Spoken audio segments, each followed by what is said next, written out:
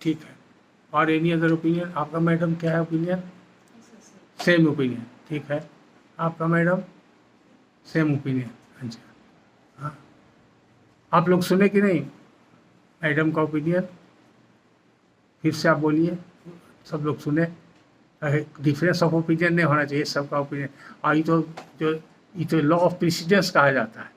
हालांकि ये अलग बात है कि लोअर जुडिशियरी में ये अप्लाई नहीं करता है कि एक सब जज या एक डिस्ट्रिक्ट जज ने जो जजमेंट दिया उसी को देख के दूसरा जजमेंट फॉलो करेगा। ये प्रिंसिपल हाई कोर्ट और सुप्रीम कोर्ट के लिए है कि judgement of a coordinate bench is binding on the coordinate bench and it has to be followed according to law of precedents. Inconsistency नहीं हो। हाँ, इसीलिए बेसिक चीज़ बता रहे हैं और आपसे पूछ रहे हैं। ये तो हम बता देंगे तो आप तो हाँ, नहीं, पहले जान लें कि कहाँ पर आपका व्यू है। Where shoe pinches I must know. वहाँ पर जहाँ शू पिंचिंग कर रहा है उसी को हम रिमूव कर देंगे। तो आपका मैडम का ओपिनियन सही है, you are on right principle. वो आपने समझा है या सुना है या पढ़ा है या देखा है, हाँ, या किया है, तो सही किया है। हाँ हाँ, मैडम का कहना हुआ, फिर से मैडम रिपीट कीजिए।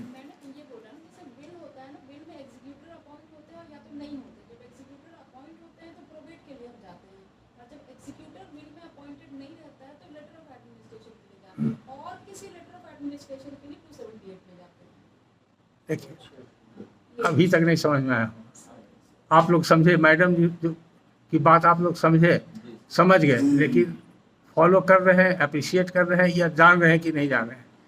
या पहली नहीं, वही बात भी बता नहीं, मैंने पहली बार अगर सुन रहे हैं तो ताज्जुब भी लग सकता है। या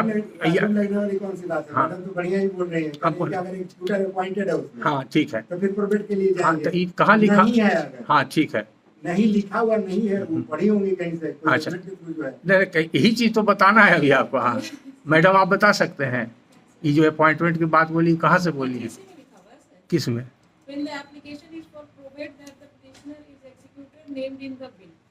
किस सेक्शन पर नहीं? हाँ, 270 जजमेंट पर ही मत जाइए। 276 का कौन सेक्शन पर नहीं? हाँ,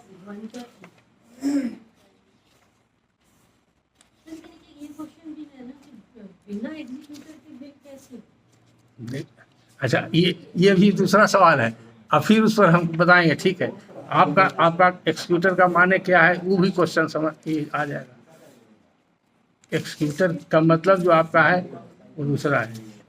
276 का कौन सा पढ़ी है? ई पढ़ी है। When the application is forwarded, the petitioner is the executor named in the will। ये क्या चीज़ है?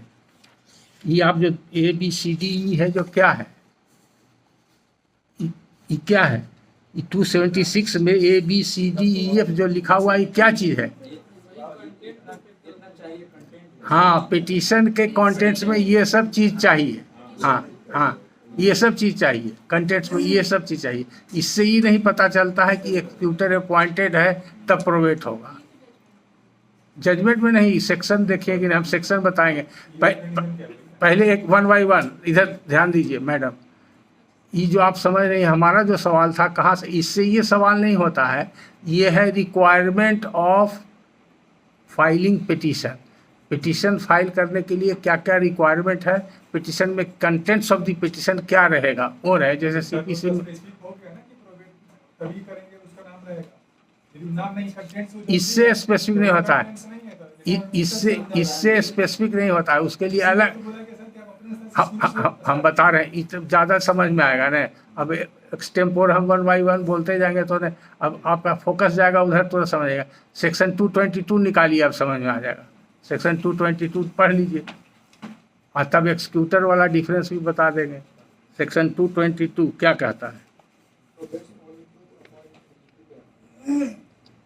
पूरा पढ़िए और ध्यान से पढ़िए, तो उसका भी फिर मिलेगा इस तरह का केस।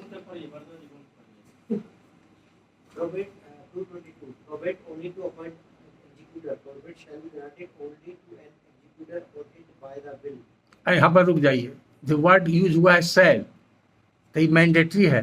प्रोवेट किसको मिलेगा? जो अपॉइंटेड एक्सक्यूटर है, अपॉइंटेड कहाँ से कैसे होना चाहिए? व्हील से होना चाहिए, बाई नो अदर डिवाइस। तो व्हील पढ़ने से पता चलना चाहिए कि कोई व्यक्ति अपॉइंटेड एक्सक्यूटर है। तो जो व्यक्ति अपॉइंटेड एक्सक्यूटर है उसी को जुरिडिक्शन है for applying grant of probate. दूसरा व्यक्ति जो एक्सक्यूटर अपॉइंट नहीं हुआ है अंडर द व्हील, वो प्रोवेट के लिए अप्लाई नहीं कर सकता है। तो 222 इज द मेन सेक्शन, और उसका reflection requirement of contents of the petition under section 276 के सब क्लाउज ई में है कि अगर आप अपॉइंटेड एक्सक्यूटर है तो तब ने कोर्ट आपको ग्रांट करेगा। तो आपको बताना पड़ेगा कि हम अपॉइंटेड एक्सक्यूटर है। कोर्ट कैसे जानेगा कि आप अपॉइंटेड एक्सक्यूटर है? तो इसीलिए पिटीशन में लिखिएगा। और लिखना इसलिए ज़रूरी है कि कोर्ट उसी को प्रोवेट ग्रांट करेगा जो अपॉइंटेड एक्सक्यूटर है, चूँकि वो मैंडेटरी है सेक्शन 222 के हिसाब से। उसके लिए appointed by the will say he appointment होना चाहिए। अदर डॉक्यूमेंट्स ऐसा केस लॉ मिलेगा। बिल में क्या लैंग्वेज रहता है? विल में लिखा रहता है कि सो एंड सो को हम एक्सक्यूटर बहाल करते हैं। मतलब बेनिफिशियरी वो नहीं होगा, एक्सक्यूटर जो है हो भी बेनिफिशियरी हो भी सकता हो भी सकता है, नहीं हो सकता। एक्सक्यूटर का मतलब सीधे समझिए एक ट्रस्टी होता है who will carry out the wish and desire of the testator. तो एक्सक्यूटर में भी ये बेनिफिशियरी और legacy under the will partially और फुल्ली, और he may not be a legacy under the will. उसको सिर्फ ड्यूटी असाइन किया जाता है। मतलब कि लीगेटिव नहीं होता, लीगेटिव से अलग होता है। लीगेटी जिसको मिलेगा प्रॉपर्टी जिसके फेवर में बिक्वेथ किया जाएगा वो लीगेटी कहलाता है। हाँ। एक्सक्यूटर होता है जिसको कि कार्यभार करने के लिए ऑथराइज किया जाता है। आप ऑर्डिनरी मैडम जो समझ रहे थे एक्सक्यूटर का मतलब जो डॉक्यूमेंट एक्सिक्यूट करता है वो एक्सक्यूटर अलग चीज़ है। ई एक्सक्यूटर हुआ जो काम का निष्पादन करता है, कार्यपालक, जैसे एक्सिक्यूटिव इंजीनियर कार्यपालक अभियंता कहते हैं ना। तो one who execute the work, तो वो वर्क कौन सा वर्क? जो टेस्टेटर अपने प्रॉपर्टी के डिवाइस करता है और किस हिसाब से उसका डिसीजन होगा, किसको मिलेगा नहीं मिलेगा, क्या करना है। There are so many directions in will, there may be so many directions in will, तरह तरह का विल होता है। तो उसको कैरी आउट करने के लिए जिसको असाइन करेगा ड्यूटी, यानी कि that person will be a trustee for and behalf of the testator to perform all those acts and duties. तो उसी को एक्सक्यूटर बोलते हैं। उसका हिंदी वर्ड आप खोज सकते हैं एक्सक्यूटर का। उसका उर्दू में मिलेगा वर्ड मूसी, एक वर्ड है आप लिख सकते हैं। किसी पुराना विल में मिलेगा कि मूसी बहाल करते हैं, मूसी उसको हम लोग मुंशी पढ़ देते हैं। नहीं, मूसी है वर्ड। हिंदी छूटा हुआ हाँ है। नहीं, मूसी, हाँ इसलिए बता चाहिए मिलेगा तो नहीं समझ में आएगा। एक मिनट हाँ ऐसा है कि हमारे कोर्ट में जो है हमको लगता है कि 10 से 12 प्रोवेट में हम देखे हैं, हम्म, इसीलिए पूछे कि क्या लैंग्वेज रहता है उसका लिखा हुआ। हम्म। सब प्रोवेटे मांग रहा है और किसी में एक्सक्यूटर नहीं है। इसी- तो आप इसीलिए आपसे लैंग्वेज पूछे हमने क्या लिखा रहता है। इसीलिए बता रहे हैं कि तो सब हर जगह गलती हो रही, वकील स्तर से लेकर जज स्तर तक गलती हो रही। हम्म। लेटर ऑफ एडमिनिस्ट्रेशन तो कोई मांगता ही नहीं है, सब कहता है प्रोवेट ही दीजिए हमको। उतने नहीं, बहुत जगह लोग दोनों मांग लेते हैं और कोर्ट दोनों ग्रांट किया, ये भी आपको बता देते हैं। कोर्ट ने ऐसा भी नहीं किया। और हम तो एक केस देखे हैं उसमें प्रोवेट का ऑर्डर हुआ, प्रोवेट ग्रांट करने का, सक्सेशन सर्टिफिकेट इशू हो गया, लेकिन होली विदाउट जुडिक्शन है, ये इलीगल। तो ये सब बहुत सी भ्रांतियां हैं, गलतियां, उसकी वजह की बेसिक कंसेप्ट नहीं है और प्रॉपर असिस्टेंस बार से नहीं मिलता है वकीलों को, या किताब लोग पढ़ते नहीं, सही ढंग से पढ़ते नहीं। तो ये वन पार्ट पढ़ लिए, फर्स्ट पार्ट पढ़ लिए 220 का, उसका सेकेंड पार्ट भी है। सेकेंड पार्ट में, फर्स्ट पार्ट में है कि डायरेक्टली अपॉइंटेड है by will by so many words in unequivocal term, it must be manifested by the contents of the will that so and so has been appointed executor। अगर वो ऐसा नहीं है तो by necessary implications impliedly भी हो सकता है, वो नीचे में दिया हुआ है। दूसरा पार्ट पढ़िए, बता दे, इलस्ट्रेट कर पढ़िए। इम्प्लाइडली हो, डायरेक्टली हो या इम्प्लाइडली हो। The appointment may be by express or by the necessary implicated। हाँ हो गया। तो किसी विल में मिलेगा, इलस्ट्रेशन इसका दिए हुए हैं नीचे में। नहीं इलस्ट्रेशन नहीं होगा। हाँ, हाँ दिए हुए है, देखिए, देख लीजिए, पढ़िए इलस्ट्रेशन 222 का इलस्ट्रेशन पढ़ लीजिए, क्लियर हो जाए। पुलिस की बात करने लगा है, विल और पुलिस दोनों को। हाँ वही तो, हमको इलस्ट्रेशन नहीं, हमको दिखा था, इसे देखें। आप अपने से बताइए। ये नंबर दिया हुआ है, ये बिल स्लैश CB काला ही वाला है। पहला ही तो है। ये तो वो तो लिखा हुआ है ही भी स्कूटर, तो माने नेम्ड स्कूटर हुआ। B is appointed हाँ। by implication लिखा है सही से। हाँ हाँ नहीं, वैसे नहीं लिखा ना, wills that C be executed. Appointed the C को।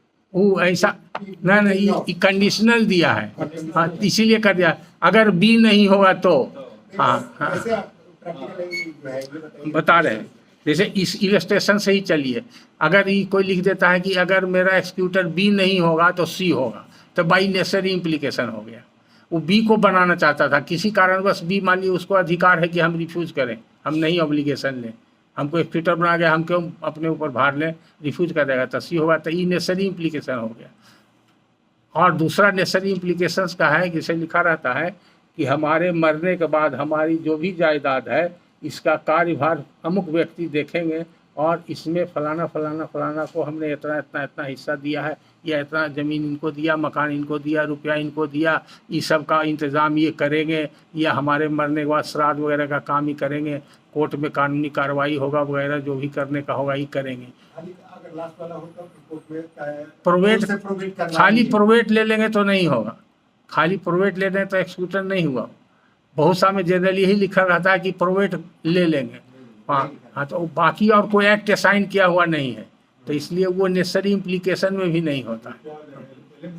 हाँ तब यहीं पर आप डिस्टिंक्शन बता देते हैं। तो पहला चीज़ तो समझ गए कि अगर अपॉइंटेड एक्सक्यूटर है तो वही इंटाइटिल है फॉरवर्ड लेने के लिए, या अगर अपॉइंटेड नहीं है बाय नेसेसरी इम्प्लीकेशन विल के कंटेंट से पता चलता है कि वो एक्सक्यूटर है। वो एक्सक्यूटर नहीं जो डॉक्यूमेंट एक्सक्यूट करता है, वो एक्सक्यूटर का मतलब हुआ जो टेस्टेटर के विश एंड डिज़ायर के हिसाब से प्रॉपर्टी का मैनेजमेंट अरेंजमेंट या वेस्टिंग में असिस्ट करता है, किसको क्या मिलेगा नहीं मिलेगा। विल में बहुत तरह का रहता है और बहुत तरह का बड़े बड़े लोग का पुराना सब बिल देखिएगा। जैसे एक केस हम अभी कर रहे हैं हाई कोर्ट में, वो यहाँ का एक है बलिया, एक जगह है बेगूसराय में, बलिया में एक मारवाड़ी लेडी है, अनारदई सेठानी उसका नाम है ना। हाँ बहुत बढ़िया, आप बलिया में रहे हैं कि? अच्छा हाँ, तो अनारदई सेठानी, तो आप नाम सुने। तो उसका विल का देखिए कुछ कंटेंट सब, उसका कलकत्ता हाई कोर्ट से विल प्रोवेट ग्रांट हुआ है, बहुत पहले पुराना केस है, और बहुत सारा प्रॉपर्टी है, ज़मींदारी है, तो उसमें तो बहुत सब विवरण दिया हुआ है। यहाँ तक छोटा छोटा चीज़ उसमें लिखा हुआ है कि फलाना मंदिर है, वो फलाना मंदिर में जो फलाना पुजारी है उसको 100 रुपया महीना इसी आमदनी से मिलेगा। उसके बाद उसमें जो दीपक जलता है, दीपक जलाने के लिए 10 रुपया महीना तेल का खर्चा उसको मिलेगा। उसमें झाड़ू पोछा जो लगाता है उसको इतना रुपया मिलेगा। तरह तरह का एक एक चीज़ माइन्यूट डिटेल्स में लिखा हुआ है। उसी तरह से एक बिहार शरीफ में है, वो वक्फ एस्टेट हो गया, वो सोगरा वक्फ एस्टेट, वो भी बिल लिखी थी। उसमें तो बाद में स्कीम बनाया गया, 6000 पेज का स्कीम है। डिस्ट्रिक्ट जज पटना उसके एक्स ऑफिशियो प्रेसिडेंट बनाए गए थे, बहुत पहले की बात है, 1932 वगैरह की बात है। तो उसका 6000 पेज का विल डीड है, उसमें बहुत सारा चीज़ लिखा हुआ, उसका कितना कॉलेज स्कूल हॉस्पिटल सब चलता है और सब के बारे में डायरेक्शन दिया हुआ है। तो बहुत तरह तरह का विल होता है। आजकल तो आता है तो सिंपल 1-2 प्रॉपर्टी के लिए लोग लिख देते हैं कि इनको मिलेगा उनको मिलेगा, तो विल में कुछ भी हो सकता है। तो उस सब चीज़ को कैरी आउट करने के लिए ये एक्सक्यूटर बहाल करना जरूरी होता है। और जो आदमी विल लिखता है जिसको टेस्टेटर बोलते हैं, टेस्टेटर समझता है कि who will be the competent after my device, हमारे मरने के बाद कौन कॉम्पिटेंट है इसको देखभाल ठीक से करेगा। नहीं तो विल लिखने का मतलब है कि हमारा प्रॉपर्टी का इंतजाम ठीक से हो, जिसको हम चाहते हैं उसको मिले, बर्बाद नहीं हो। ऐसा भी लिख देता है कि ये इनको देते हैं कि जब तक जीवित रहेंगे तो इससे इनका भरण पोषण होगा, इनको बेचने का अधिकार नहीं रहेगा, इनके मरने के बाद इनका हो जाएगा। इस तरह तरह का कंडीशन रहता है, कुछ भी कंडीशन रह सकता है।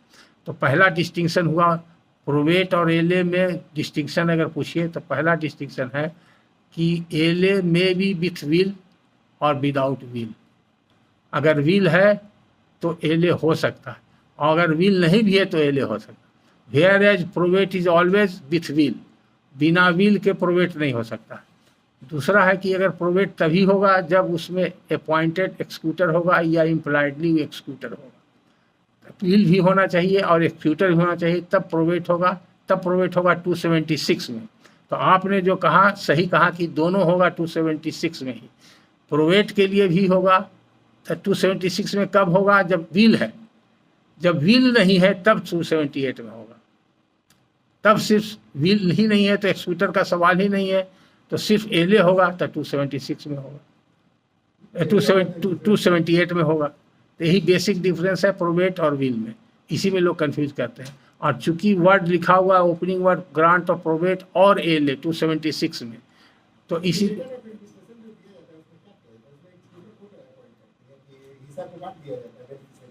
किस में लेटर ऑफ एडमिनिस्ट्रेशन का सीधा मतलब हुआ स्टेट को एडमिनिस्टर करने के लिए, उसका इंतजाम करने के लिए। जैसे कोई रिसीवर आप बहाल करते हैं तो किस बात के लिए, हिस्सा बांट देते हैं, नहीं नहीं, रिसीवर समझिए, ही बिकम्स रिसीवर, मोटा मोटी आप समझिए।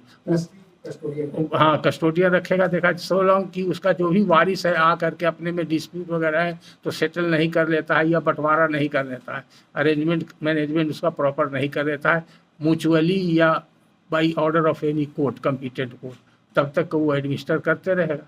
तो स्टेट के एडमिनिस्ट्रेशन के लिए वो बहाल किया जा सकता है, to protect the state of the deceased person.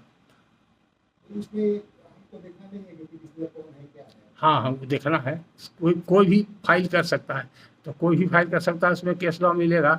जो उसका नेक्स्ट किन और एयर्स होगा जिसको राइट मिलता है वो पहला प्रेफरेंस है उसका।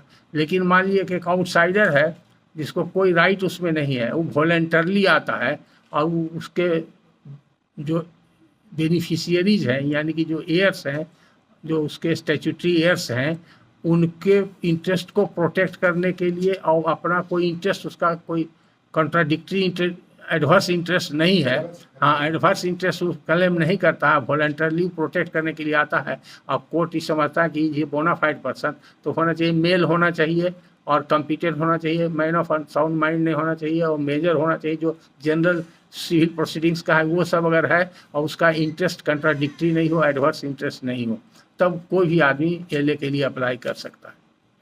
सर एक पावर ट्रिप हुई इसमें से एक और बात है, एक पावर ट्रिप होने के चलते थोड़ा सा इशू हो गया, क्या हो रहा है, क्या हो गया? पावर ट्रिप हुआ ना तो इसीलिए अच्छा वो ठीक, एक हुआ है एक बार, अच्छा ठीक।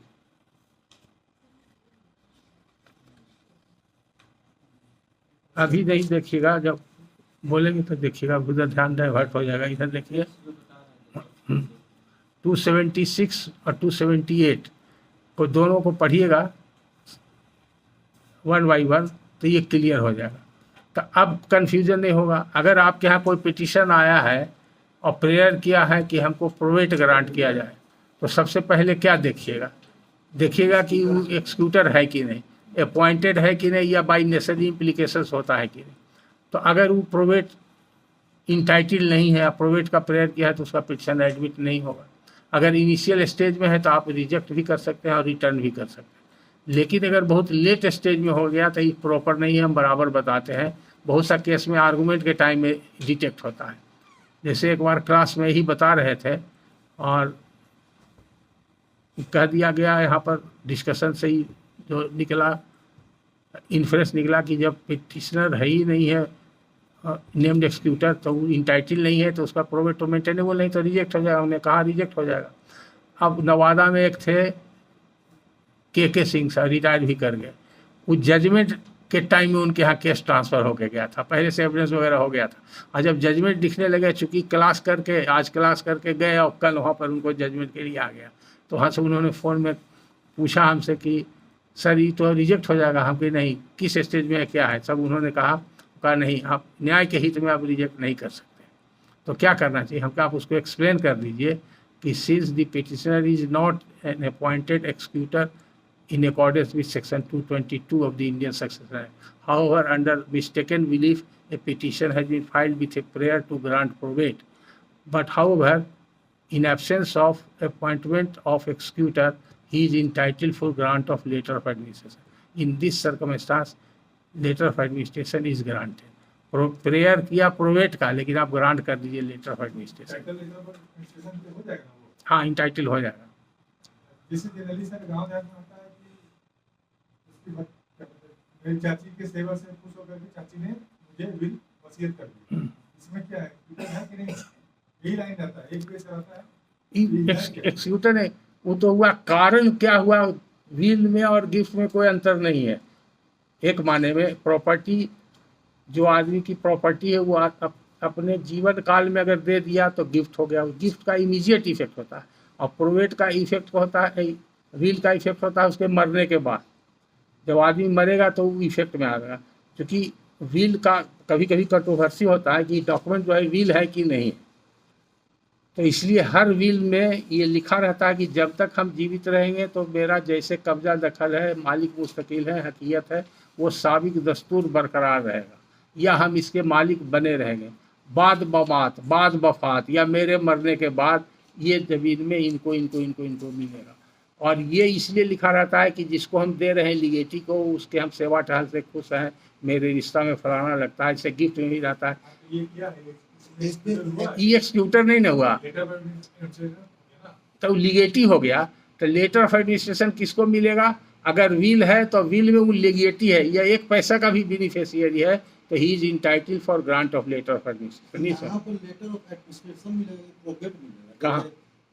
अभी जो हम इनसे सेवा टहल से खुश हुए, इन्होंने तो सेवा टहल एक्सक्यूटर नहीं ना हुआ। नहीं वो कह रहा है कि इस तरह से लिखा हुआ बिल में कि उनके सेवा टहल से खुश हुए, मैंने ये संपत्ति इनको वसीयत में दे दिया, मेरे मरने के बाद ये सभी तो ये बेनिफिशियरी हुआ, लिगेटी हुआ, वो एक्सक्यूटर नहीं हुआ।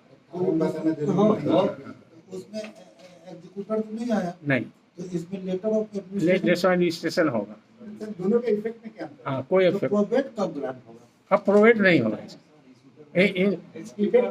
देखिए कोई अंतर नहीं है।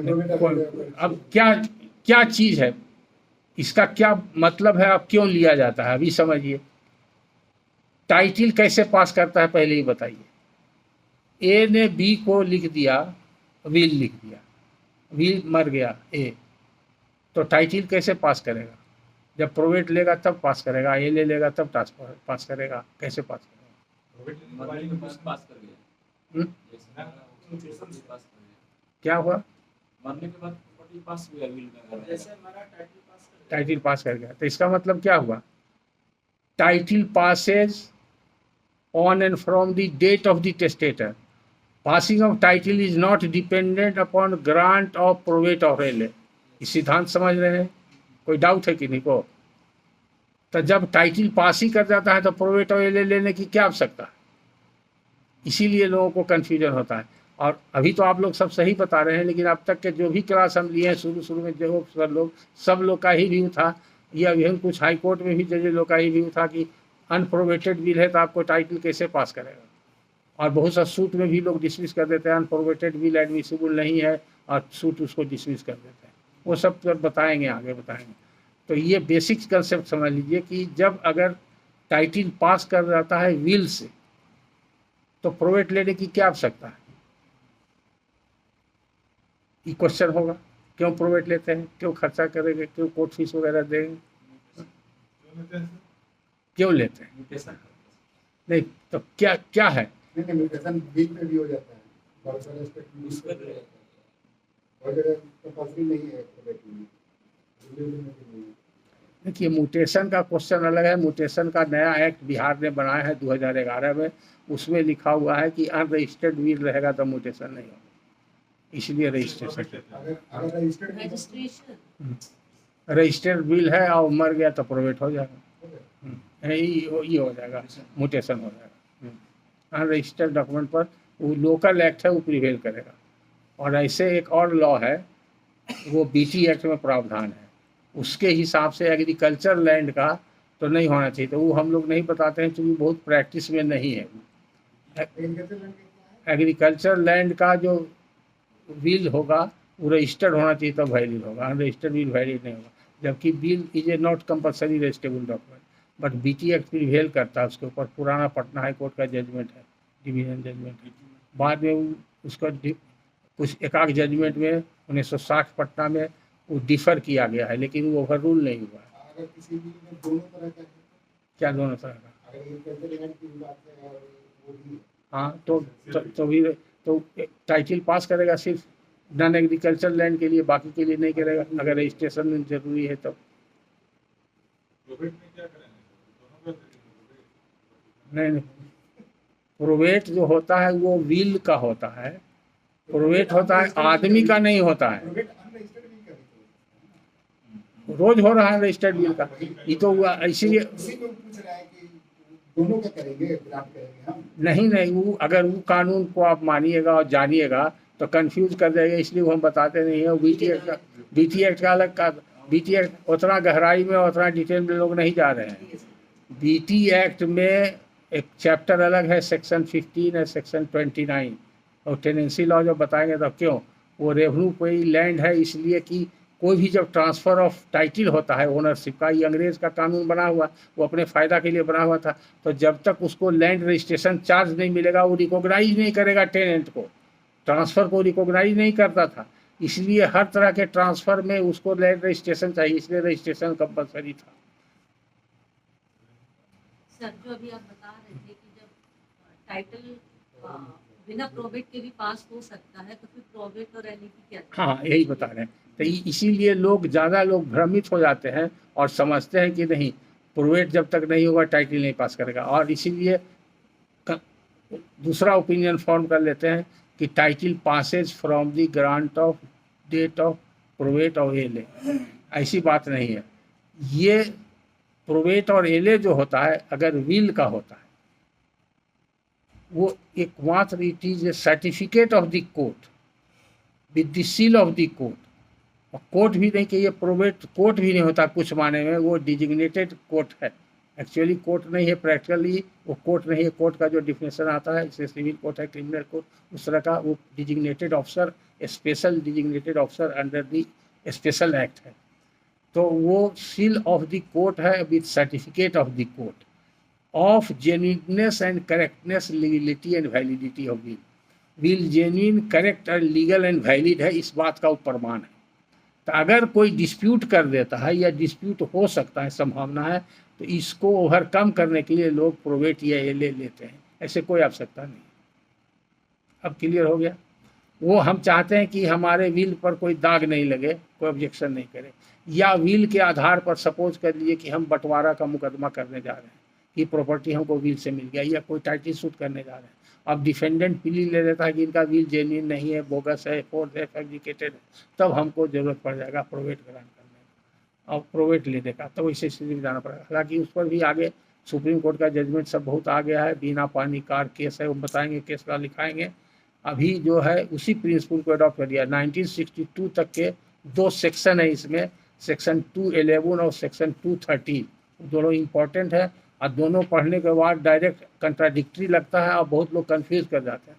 और जजमेंट भी कुछ दो तरह का आ गया है हाई कोर्ट का।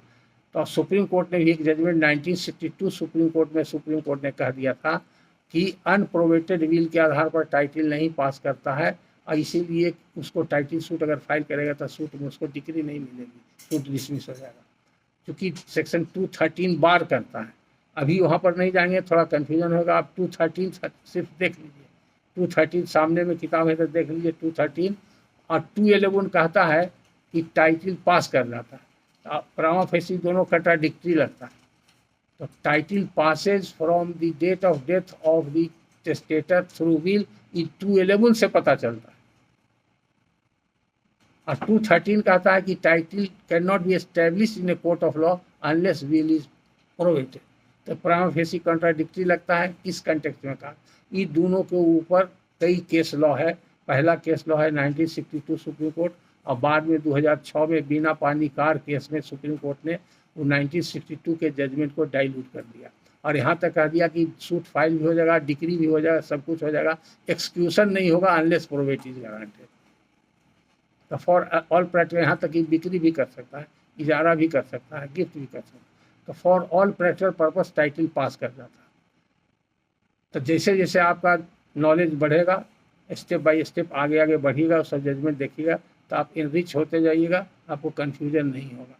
तो अभी बेसिक चीज़ ये है, जहाँ तक हम लोग अभी तक डिस्कस कर चुके हैं, बेसिक चीज़ यही है कि नेम्ड एक्सक्यूटर अगर है तो 276 में पिटीशन मेंटेनेबल है और प्रोवेट मिलेगा। अगर बाय नेसेसरी इम्प्लीकेशन भी एक्सक्यूटर माना जाता है उसके contents of the will say, तो भी उसको प्रोवेट मिलेगा। अगर ऐसा नहीं है, 222 का कंप्लायंस नहीं है, प्लेन एंड सिंपल विल है और विल का कंटेंट्स से पता चलता है 222 का कंप्लायंस नहीं है, तब प्रेयर रहेगा उसका प्रोवेट को, तो उसमें इनिशियल स्टेज में अगर आप लोग अभी चूंकि नया नया कोर्ट में जा रहे हैं, आप लोग होल्ड कर रहे हैं, तो आपके पास ऐसा पिटिशन आए और प्राइमा फेसी इनिशियल स्टेज में ही पता चल जाए, तो आप डायरेक्शन दे सकते हैं कि विल के कंटेंट से पता चलता है कि there is no appointed executor not there is any executor by necessary implication, petitioner is not entitled to have a probate in his favor, and therefore this petition is prima facie not maintainable. However, the petitioner is permitted to amend his prayer for grant of letter of admission. आप उनको amendment करने का opportunity दे दीजिए by judicial order. अगर उसको verbal भी कर सकते हैं, वकील साहब एक पिटिशन दे दीजिए।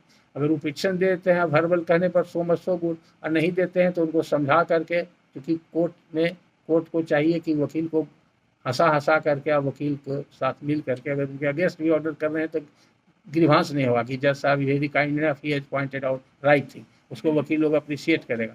तो आप बताइए कि प्रॉब्लम है टेक्निकल, आप ऐसा कर दीजिए। अगर नहीं करते हैं तो हम ऑर्डर कर देते हैं, आप ऑर्डर कर दीजिए, तो उसी समय इनिशियल स्टेज में वो करेक्ट हो जाएगा। अगर किसी वजह से आपके पास पुराना केस आ गया है, लास्ट स्टेज में अगर डिटेक्ट होता है, तो जैसा फॉर्मूला बताया in the interest of justice उसको दीजिए। अदरवाइज सब कुछ प्रूव है, इंटाइटलमेंट उसका है ग्रांट का, तो उसको ग्रांट कर दिया जाएगा। हाँ, अमेंडमेंट तो कर सकते हैं लास्ट स्टेज में भी, ऑर्डर जजमेंट के दिन भी हो सकता है, कोई दिक्कत, लेकिन बिना अमेंडमेंट के भी आप कह सकते हैं, क्योंकि इक्विटेबल रिलीफ देने का कोर्ट को पावर है। आप समझ रहे हैं कि जो रिलीफ मांग रहा है उसके इंटाइटल नहीं है, लेकिन he is entitled for another relief, the court can grant that relief. तो इस डिस्कशन से जितना हम लोग डिस्कस किए उसके हिसाब से अगर कोई ऐसा फैक्ट्स आता है, ऐसा सिचुएशन आता है किसी केस में कि प्रोवेट के लिए इंटाइटल नहीं है लेकिन लीगेटी अंडर द विल है, माने उसको बेनिफिशियरी है, उसको विल के अंदर कुछ प्रॉपर्टी में इंटरेस्ट मिला, हाउस हो में भर में भी एक पैसा हो, स्लाइटेस्ट इंटरेस्ट भी हो, he is entitled to have a letter of administration in his favour. तो जिस स्टेज में डिटेक्ट होता है उस स्टेज में उसको करेक्ट करवा दिया जाए, उसके पिटिशन पर कर दिया जाए या सुओ मोटो ऑर्डर करके कर दिया जाए, it is so much so good. Otherwise last stage में अगर पता चलता है, क्योंकि एक केस में ऐसा सुप्रीम कोर्ट ने परमिट किया था, वहाँ बॉम्बे हाई कोर्ट का मैटर था, वहाँ पर बॉम्बे हाई कोर्ट में वो डिसमिस हो गया था प्रोवेट के ग्राउंड पर, डिवीजन बेंच में गया, वो LPA बेंच में गया, मैटर फुल बेंच में गया, वो सब सेटिसाइड हो गया। सुप्रीम कोर्ट ने बाद में कह दिया कि नहीं केस मेंटेनेबल है और इनको LA ग्रांट किया जाए। प्रेयर प्रोवेट का है लेकिन is not entitled for probate, LA में भी ग्रांटेड। सर, तो क्या एक ही बिल में एक से ज़्यादा LA ग्रांट किए जा सकते हैं, क्योंकि इसमें तो कई लीगेटी होंगे, हो सकते हैं? देख, विल का होता है, लीगेटी पर, नंबर ऑफ लीगेटी पर नहीं होता है। एक विल का एक ही लेटर ऑफ एडमिनिस्ट्रेशन होगा, वो तो उसमें बेनिफिशियरी है उसके अंदर। तो विल में जो जो लिखा हुआ है, विल को आप कह दिया जेन्युइन, प्रोवेट या LA ग्रांट करने का मतलब क्या है कि आपने मान लिया कि विल इज जेन्युइन और लीगल एंड वैलिड। तो एक है या 10 है, उससे क्या मतलब है, सब पर लागू हो जाएगा। एक है तो एक पर लागू होगा, 10 है तो 10 पर लागू। हाँ, इसलिए तो कोर्ट का जो जॉब है बहुत लिमिटेड है, विल के करेक्टनेस एंड जेन्युइननेस को सर्टिफाई करना है in the shape of granting A probate और ए लेटर ऑफ एडमिनिस्ट्रेशन। दोनों के इफेक्ट में क्या फर्क है? कोई इफेक्ट में फर्क नहीं है, only because of this technical bar. अगर 222 को हटा दिया जाए तो कोई फर्क नहीं है, 222 ही वो डिफ्रेंशिएट करता है, इसीलिए दोनों को 276 में ही रखा गया। अगर दोनों में फ़र्क रहता तो अलग अलग दोनों का सेक्शन बनाया जाता, और अगर ये दोनों के सिचुएशन से बाहर का सिचुएशन है इसलिए 278 बना दिया गया। अगर विल है ही नहीं और लेटर ऑफ एडमिनिस्ट्रेशन की आवश्यकता पड़ेगी तो 278 बना दिया गया, इसलिए उसके कंटेंट्स में थोड़ा सा अंतर पड़ेगा। 278 के पिटिशन में क्या क्या रिक्वायरमेंट है दोनों को मिलाइएगा तो देखिएगा दोनों में डिफरेंस है। तो अभी तक के डिस्कशन से जो हम लोग समझ सके हैं वो ये हुआ कि प्रोवेट के लिए ये ज़रूरी है कि अपॉइंटेड एक्सक्यूटर होना चाहिए, या तो बाई नेसेसरी इम्प्लीकेशन में एक्सक्यूटर होना चाहिए, तभी प्रोवेट ग्रांट होगा। और प्रोवेट ग्रांट होने के लिए दूसरा कंडीशन है कि विल भी होना चाहिए, तब 276 के हिसाब से पिटिशन फाइल होगा, तब होगा। अगर मान लीजिए कि विल नहीं है तब सिर्फ LA होगा, तब 278 में LA होगा। हाँ, विल नहीं है, बिना विल के भी ये लेटर ऑफ एडमिनिस्ट्रेशन हो सकता है। अभी बताया नहीं, 278 नहीं देखे? हाँ देखा, तो आपका ध्यान कहीं है। मतलब ये हुआ सर, आप लोग तो सुने ना, सब लोग ध्यान दिए ना। शायद मेरी आवाज़ नहीं जा रही थी पीछे तक मैडम। एक सेकंड, हम बता चुके हैं 278 बिना बिल के। हाँ, तो nearer the church and farther from the heaven, आगे बेच में। इसका मतलब ये हुआ सर हाँ। कि जहाँ एक टेस्टेटर है हम्म, और एक लिगेटी है, हाँ। वहाँ पर लेटर ऑफ एडमिनिस्ट्रेशन, और जहाँ पर टेस्टेटर है, एग्जीक्यूटर है और बेनिफिशियरी है, वहाँ पर हाँ, हाँ, मैंने एक हो या 10 हो, नंबर ऑफ लिगेटी से कोई मतलब नहीं है। जहाँ टेस्टेटर और लिगेटी है, हाँ। वहाँ पर लेटर ऑफ एडमिनिस्ट्रेशन, और जहाँ पर टेस्टेटर है और एग्जीक्यूटर है हाँ, और बेनिफिशियरी, बेनिफिशियरी एक हो, 2 हो, 4 हो या नहीं हो, तब प्रोवेट हो गया। तब I think all of you are very clear. Sir जहाँ पर स्कूटर नहीं है उसको बिल नहीं कहेंगे क्या? नहीं, व्हील तो वो है ही है, व्हील तो है ही है। अगर व्हील नहीं है तो एले होगा। वो कैसा बनता है सर जो बिल नहीं है? व्हील नहीं है, जैसा एले, दोनों का फॉर्मेट एक ही है। उसको कैसे ड्राफ्ट करते हैं? और वही पिटिशन देंगे कि ये फलाने फलाने व्यक्ति मर गए हैं। देखिए 278 पढ़िए ना, क्या क्या रिक्वायरमेंट है, क्या क्या देना है। 278 एक बार पढ़ लिए, थोड़ा जोर से पढ़िए तो और भी लोग एक साथ पढ़िए तो साथ। For letter of administration shall be made by petition, distinctly written as aforesaid and stating the time and place of deceased death, the family or other relative of the deceased and their respective residence, the right in which the petitioner claims, the amount of assets which are likely to come to the petitioner's hand, when the application is to the district judge that the deceased at the time of his death had a fixed place of abode or had some property situated within the jurisdiction of the judge, and when the application is to a district delegate that the deceased at the time of his death had a fixed place of about within the jurisdiction of such delegate.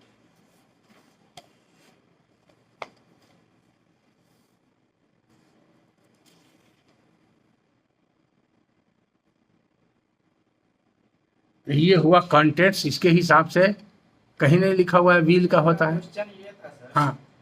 जो bill नहीं है हम्म, वैसे condition में भी एले जाएगी।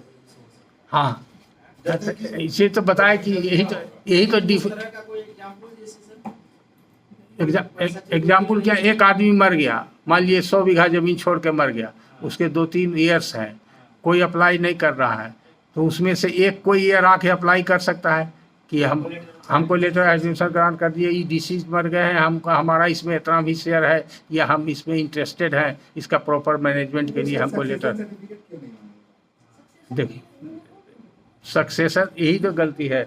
तो आप कैसे सक्सेशन किसका मिलता है? इमोबल प्रॉपर्टी का सक्सेशन होता है। बैंक फंड के लिए जो ये होता है उसके लिए नहीं, अब फिर बताएंगे, यहाँ पर कुछ बोल दिए तो देखिए यही कन्फ्यूजन होता है।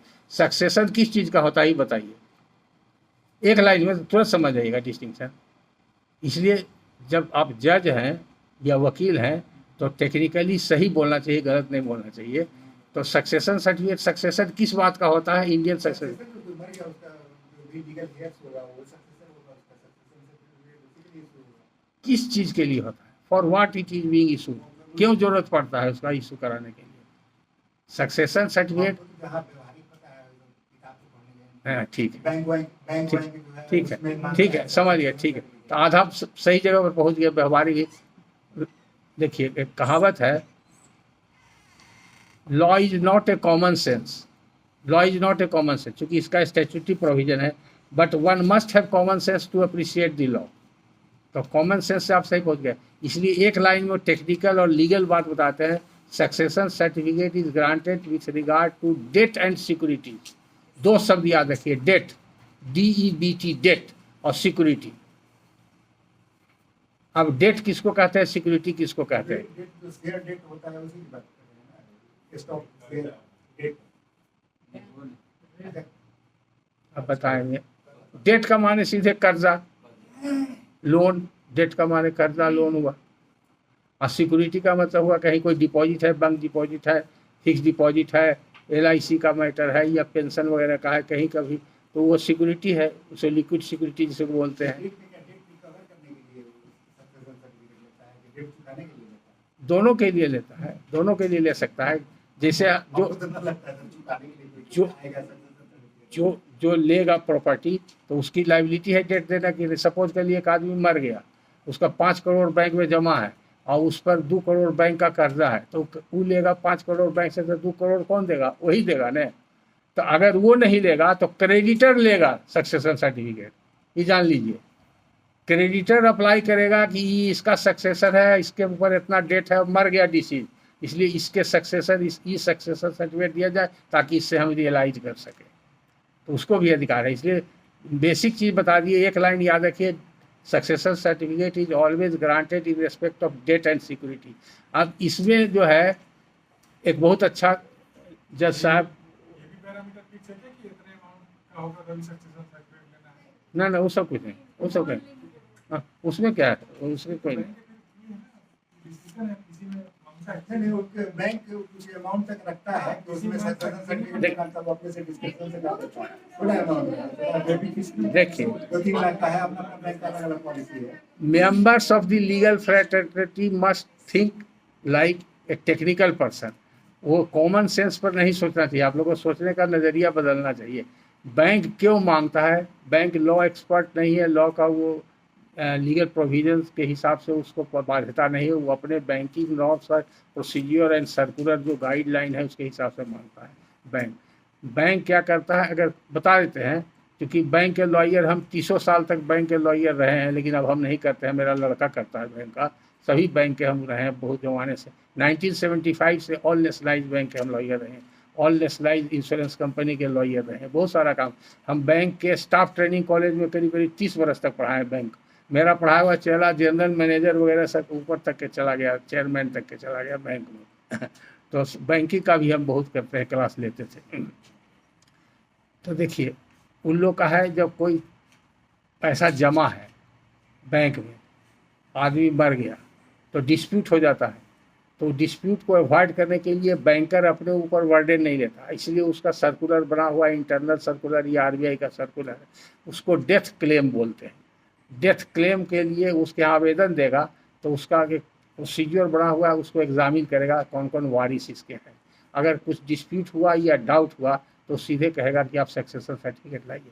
तो पहले इन्वेरिएबली छोटा छोटा अमाउंट में भी करता था, तो बाद में ब्रांच वगैरह अपग्रेड हुआ, बिजनेस बढ़ने लगा, अवेयरनेस ज़्यादा आई, बैंकिंग लॉ में भी बहुत रिफॉर्म आया, 30 वर्षों में बहुत ज़्यादा रिफॉर्म आया। तो उसने कहा कि कस्टमर को जितना कम परेशानी हो, इसलिए वो ब्रांच लेवल पर भी उसको सेटल कर दिया जाए। तो ब्रांच को भी पावर दिया गया। ब्रांच आप जानते हैं कि उसका स्केल 1, स्केल 2, स्केल 3 ब्रांच के पोटेंशियलिटी या कैपेसिटी होती है, और उसी तरह से ऑफिसर स्केल 1, स्केल 2, स्केल 3 का ऑफिसर होता है। तो उसका फाइनेंशियल पावर, जैसे आपका पिक्यूनरी जुडिक्शन मुंसिफ का अलग है, सब जज का अलग है, डिस्ट्रिक्ट जज का सबका पिक्यूनरी जुडिक्शन है, तो उसका भी फाइनेंशियल पावर बोलते हैं। तो अब किसी बैंक में ब्रांच मैनेजर स्केल 1 को 25,000 तक का पावर दे दिया, स्केल 2 का है तो 50,000 का दे दिया, स्केल 3 का है तो 1 लाख तक का दे दिया, किसी को 5 लाख, 10 लाख, 20 लाख तक का दे दिया कि 20 लाख का अगर कोई डिस्प्यूट है, डेथ क्लेम है, तो उसका उसी लेवल पर ब्रांच मैनेजर ही निपटारा कर देगा। तो उसके लिए वो क्या करता है, एक अपना वकील से लीगल ओपिनियन मांग लिया, और प्लस जो आदमी ले रहा है पैसा उससे इंडेमनिटी बॉन्ड एगो भरवा लेता है, और उसका भी क्लेम सेटल कर देता है। और जहाँ पर देखा कॉम्प्लिकेटेड है तो कहता है सीधे कोर्ट से ले आइए, अपने माथा पर नहीं ले जाता।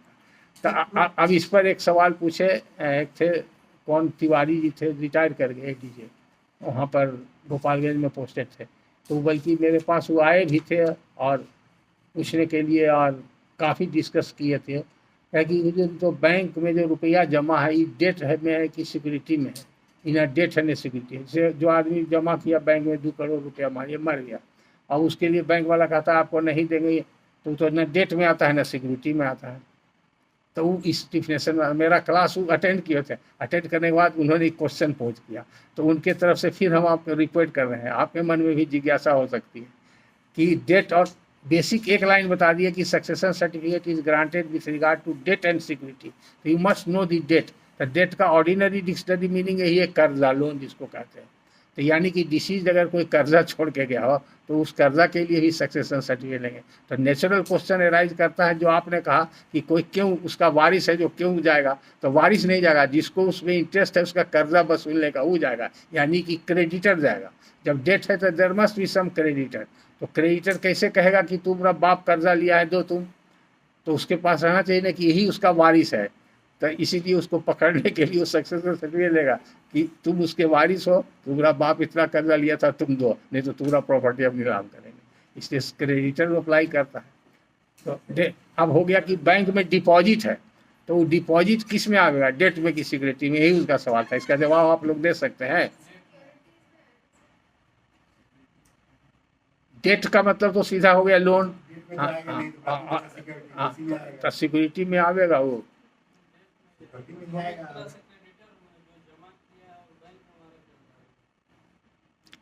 इनसे सहमत हैं आप सहमत हैं? Two great man think alike, दो बड़े आदमी एक तरह सोचते हैं, अच्छी बात है। हाँ, ये ठीक है। अगर बैंकिंग की सिद्धांत समझते हैं इसलिए सही बताए हैं। मैडम आप लोग ध्यान दीजिए, उस पर फुल बेंच जजमेंट है। पहला जजमेंट है 1960 Punjab, page number 1, AIR 1960 Punjab, page number, full bench judgment है। अब सुप्रीम कोर्ट वगैरह का पुराना प्रीवी काउंसिल का जजमेंट, बहुत सारा जजमेंट। तो ये सेटल लॉ है। क्योंकि बैंकिंग नोट्स को देखिए, बैंकिंग ट्रांजेक्शन्स को समझिए तो समझ में आ जाएगा, उस पर गौर कीजिए। तो हम जो पैसा बैंक में जमा करते हैं, उदाहरण से समझाते हैं। मान लीजिए कि हमने 1 लाख रुपया जमा किया बैंक में, तो वो रुपया मेरा ऐसा नहीं कि नोट पर मेरा नाम लिखा हुआ हो, मेरा नोट अलग वो रखे हुए 1 लाख रुपया, कि जब हम मांगने जाएंगे तो वही रुपया हमको वापस करेगा। वो बैंक जो है उसका अपना जो फंड है, बैंक का जो अपना फंड है उसमें वो मिला देता है, और उस फंड को बैंक अपने आप यूटिलाइज करता है, इन्वेस्ट करता है, उससे वो कमाता है, बिजनेस करता है। तो that once I have deposited the amount in the bank, I got only a deposit slip, that is the evidence of deposit of the amount, and that money becomes money of the bank. The relationship of creditor and debtor is established between the customer and the banker. उन्होंने सही कहा कि हम जब जमा करते हैं तो एक तरह से हम क्रेडिटर हो गया, बैंक डेटर हो गया, इसलिए कि जो terms of the banking agreement है, nature irrespective of nature of deposit, अगर सिंपल आपका है डिपॉजिट है, जैसा सेविंग अकाउंट है तो उसे 3% मिलेगा, 5% मिलेगा, रेकरिंग डिपॉजिट है तो 8% मिलेगा, फिक्स डिपॉजिट है तो 9% मिलेगा। तो अलग अलग अकाउंट में अलग अलग एग्रीमेंट है बैंकिंग नोट के हिसाब से। तो bank is only liable to pay the interest to the depositor creditor. तो every person who deposit money in the bank becomes creditor and the bank becomes debtor so far as that part of the money is concerned, and bank is obliged to return that amount along with the contractual rate of interest as per the nature of the account. इसलिए वो date में आता है। इसलिए जो deposited amount को भी हम लोग सक्सेसर सर्टिफिकेट मांगते हैं, और डेट जो है वो डेट है ही है, जो नॉर्मली जो डेट है वो भी यही है। और सिक्योरिटी में होता है LIC वगैरह का जो होता है, या प्रोविडेंट फंड का होता है, या GPF वगैरह का होता है, वो सब सिक्योरिटी में आता है, जो कि वो इंटाइटल है, मरने के बाद मिलता है, या रिटायरल बेनिफिट है, पेंशन वगैरह का है किसी डिपार्टमेंट का। सवाल था कि अगर मान लीजिए एविडेंस क्लोज होने के बाद अटेस्टिंग विटनेस को एक अटेस्टिंग विटनेस को एग्जामिन नहीं किया, और अब चाहता है अटेस्टिंग विटनेस को एग्जामिन, और उसको अपॉर्चुनिटी दिया जा सकता है, देना चाहिए in the interest of justice. दूसरा पार्टी कह रहा है कि क्या नाम है कि मेरे फेवर में जो है ये आर्गुमेंट के टाइम में बोल रहे हैं, मेरे फेवर में ठीक, ये हो गया कि मेरा एक यही ग्राउंड था कि इन्होंने अटेस्टिंग विटनेस को जिंदा रहते हुए भी नहीं किया, एग्जामिन किया। हाँ, तो इसलिए ये हमारे समझ से इसको हमेशा ये करना चाहिए कि वो बहुत वाइटल इशू है। अगर अटेस्टिंग विटनेस एग्जाम नहीं हुआ तो इसी ग्राउंड पर उसका केस फेल कर जाएगा। अगर वो एक्सप्लेनेशन देता है सेटिस्फैक्ट्री, तो ज़्यादा से ज़्यादा अदर साइड को क्या प्रोड्यूस हुआ, परेशानी हुआ, तो उस कॉस्ट लगा करके अलाउ कर दीजिए, हेवी कॉस्ट लगा दीजिए, लेकिन अलाउ कर दीजिए। आई कहाँ बार है कि हम नहीं कर सकते, कोर्ट को सपावर करना तो चाहिए, हमको भी लगता है। बहुत लोग बोला कि नहीं उसके नहीं, कुछ सुप्रीम कोर्ट का जजमेंट भी दिया था जिसमें था कि वैसे भी है कि अगर किसी के फेवर में राइट अगर एक्रू कर गया है, लेकिन ऐसा नहीं, ये जो नॉन एग्जाम्स ऑफ विटनेस पर कोई जजमेंट नहीं डायरेक्ट मिलेगा आपको, ऐसा नहीं मिला। सभी में ही मिलेगा कि लिबरल अप्रोच है हाई कोर्ट सुप्रीम का। हाँ, वो पूरा मौका देना चाहिए। तो देखिए, अभी तक का मैं यहाँ तक समझा, where there is will, there is probate, सही है। हाँ ठीक है, अगर विल नहीं है तो प्रोवेट नहीं है, लेकिन विल के साथ साथ विल के साथ साथ नेम्ड एक्सीक्यूटर भी होना चाहिए, तब प्रोबेट है। तो 2 कंडीशन लगाइए। इसका मतलब आप समझा रहे हैं, विल 2 तरह का होता है, एक विल विदाउट स्कूटर होता है, हाँ। एक विल विथ स्कूटर होता है। हाँ। तो विथ स्कूटर है उसमें प्रोबेट मिलेगा, हाँ। और विल विदाउट स्कूटर है हाँ। उसमें एल मिलेगा। मिलेगा। वेरी तो गुड, ठीक तो था एकदम सर। सही। हाँ ठीक। हाँ हाँ हाँ हैं? हम कहाँ कहें कि आप समझे नहीं कुछ, हम तो कह रहे हैं कि हाँ सवाल ये है कि बिल को छोड़कर हाँ बिल को छोड़कर विनोद जी, हाँ ऐसे कौन से मैटर है जिसमें एलए प्रदान किया जाता है, ये सवाल। हाँ। बिल को छोड़कर ऐसे कौन से मैटर है? व्हील के बिना भी एले हो सकता है, यही ने कहा, व्हील के बिना भी एले हो सकता है, वो 278 जो आप पढ़े। हाँ, तो कोई जरूरी नहीं है कि एले के लिए व्हील होना जरूरी है। हाँ, तो आप समझ गए तो ठीक है। अच्छी बात है। डेब्ट सिक्योरिटीज में सक्सेशन सर्टिफिकेट करते हैं और इमूवेबल प्रॉपर्टी में लेटर ऑफ एडमिनिस्ट्रेशन। बट अगर बैंक में सोना पड़ा हुआ है किसी का लॉकर में, उसकी डेथ हो गई है, उसके लिए एज पर जजमेंट जो मैंने पढ़ा था वो लेटर ऑफ एडमिनिस्ट्रेशन जाते हैं सक्सेसर की, वो तो मूवेबल प्रॉपर्टी है। उसमें कि उसमें लॉकर को खोलना पड़ता है, उसका प्रोसीजर है, उसका वैल्यूएशन लगाना पड़ता है। तो हाँ हाँ, तो उसको ओपन करने के लिए लेटर ऑफ एडमिनिस्ट्रेशन ही होता है, उसके लिए सक्सेसर सर्टिफिकेट नहीं होता। तो वो तो हो गया, अंत में वो मनी में नहीं आ जाएगा। हाँ, तो वो एक तरह से वो डिपॉजिटेड है बैंक में, तो इसीलिए वो सक्सेसर सर्टिफिकेट में नहीं जाता है। जब वो कन्वर्ट होगा, अभी तो वो इसमें है न, सोना है या ये है आपका कहना, और क्या है ये भी पता नहीं है। पेपर भी हो सकता है उसमें, वो तो बंद रहता है न। हाँ, तो कैश भी हो सकता है, पेपर भी हो सकता है, गोल्ड ऑर्नामेंट्स हो सकता है, गोल्ड सिल्वर हो सकता है। तो उसके लिए है कि प्रॉपर यही है कि लेटर ऑफ एडमिनिस्ट्रेशन ग्रांट किया जाए, क्योंकि उसको ऑपरेट करना है। उसको अगर ऑपरेट करना है लॉकर को, तो ऑपरेट कैसे करेगा। दूसरा है कि उसका वैल्यूएशन कैसे फिक्स होगा, कोर्ट फी कैसे रिलाइज किया जाएगा। तो उसमें कोर्ट के आदेश से अपॉइंट होता है, कोई रिसीवर अपॉइंट होता है, यहाँ उसको दिया जाता है, उसको निकालने के लिए उसका वैल्यूअर अपॉइंट होता है, उसका वैल्यू लगाया जाता है, तब वो अमाउंट क्वान्टिफाई होता है, तो उस पर जो ड्यूटी पेबल है वो ड्यूटी लिया जाता है, तब लेटर ऑफ एडमिनिस्ट्रेशन ग्रांट किया जाता है। तो लॉकर के केस में लेटर ऑफ एडमिनिस्ट्रेशन होता है। ये ठीक आपने पढ़ा है, वही से।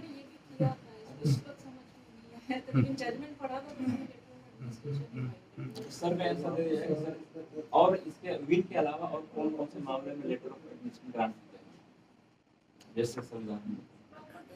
अगर कोई व्यक्ति मर गया और उसने कोई विल नहीं लिखा, और जो प्रॉपर्टी छोड़ा उस प्रॉपर्टी के लिए कोई डिस्प्यूट है, या वो प्रॉपर्टी डैमेज हो रहा है, कोई आदमी अनऑथराइज उसको ऑक्युपाई कर रहा है, तो उस प्रॉपर्टी के प्रॉपर मैनेजमेंट के लिए, सेफ्टी के लिए और उसके एडमिनिस्ट्रेशन के लिए वैसा व्यक्ति जो उसका हितैषी हो, या उससे रिलेटेड हो, या उसका दूर का रिलेटिव हो, या उसका वारिस में से एक हो कोई, वो अप्लाई कर सकता है एले के लिए।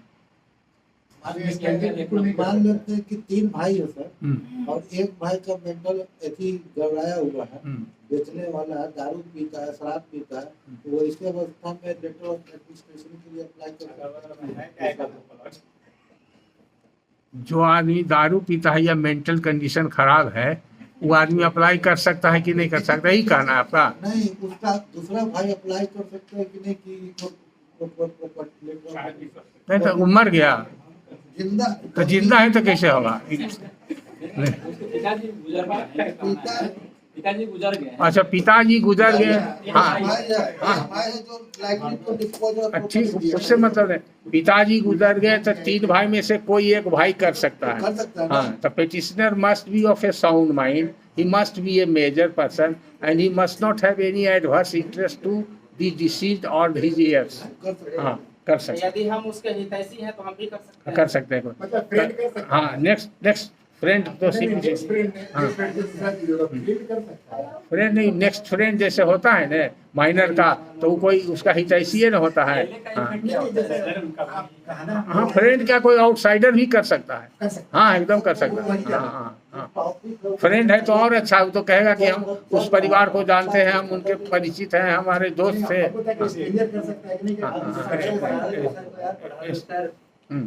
प्रोबेट पर आगे बढ़ा जाए सर। प्रोबेट में टॉपिक है हम लोग का, सक्सेशन का बात होगी। हाँ ठीक है। प्रोबेट पर ऐसा है कि रिटन मटेरियल आ गया आप लोग के पास, ये बहुत अच्छा है। इसको आप सब लोग एक साथ पढ़िए।